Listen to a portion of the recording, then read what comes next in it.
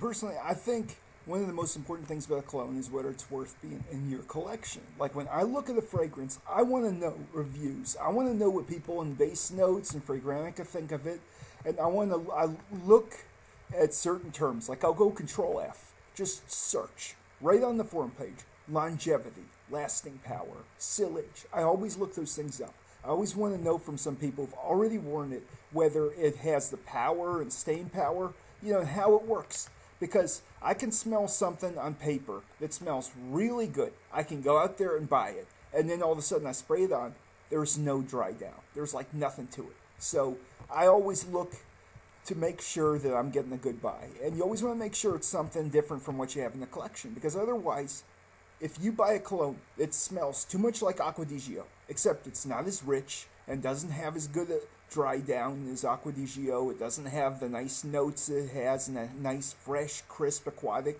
You probably won't wear it, and it'll just be another bottle you have in the collection. So it's always important to look at some reviews and just see if you really want it. Like spray your wrist, walk out of the store, and then see how it smells and see what it does, because that way you can get an idea of how it's going to work on your skin chemistry. Because there'll always be people that one scent smells great on, and then others it won't work so well. So it's always important to make sure that you have a good buy.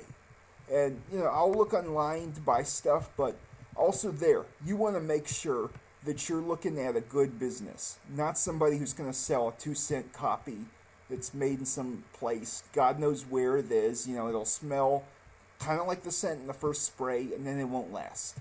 I mean, there's a lot of places that sell knockoffs too. But, now when we're looking at basically if something's worth being in the collection, I avoid money grabs. Like, Unforgivable had a good smell to it, and a lot of people really like the fact that, it smells like a Creed to a lot of people's noses, but it's not as expensive as the Creed. So to a lot of people, that's a good buy. But when they made all the flankers to it, and, Multi-Platinum was a pretty decent flanker, but the rest of them were money grabs. And then when they make I Am King, that is truly a money grab. I mean, it has a nice opening note, but then it disappears as time goes on, and you end up with a boring, forgettable dry down. It just doesn't seem to do much.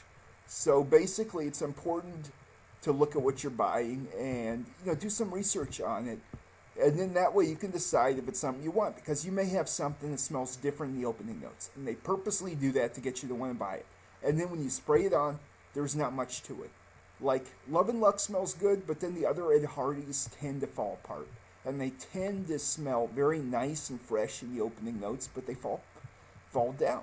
So, like if you're in college, I would strongly recommend Only the Brave by Diesel. That's a good scent. I mean, a lot of people really like the smell of it. Now, Fuel for Life is also good it's very youthful. It has kind of a licorice, raspberry freshness to it. It's kind of sweet, but if you like that kind of scent, like Gourmands, that's a good way to go, because Fuel for Life is pure quality, and a lot of people love that scent.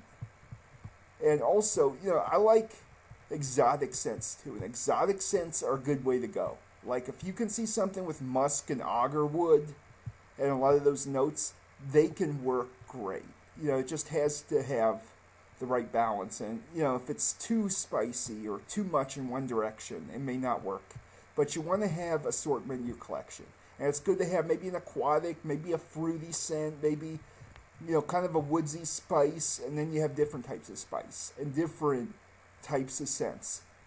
And like if you like gourmand scents, it would be good to have Body Coros, Lolita Lempica, and Hanemori HM, and Fuel for Life, and Thierry Mugler Pure Malt, or maybe Pure Havana, because then that way you have enough assortment. And like even with Body Coros and Lempica, they do different things with the notes, and they have different notes. Even though they may look like the same ones, they end up with a different smell.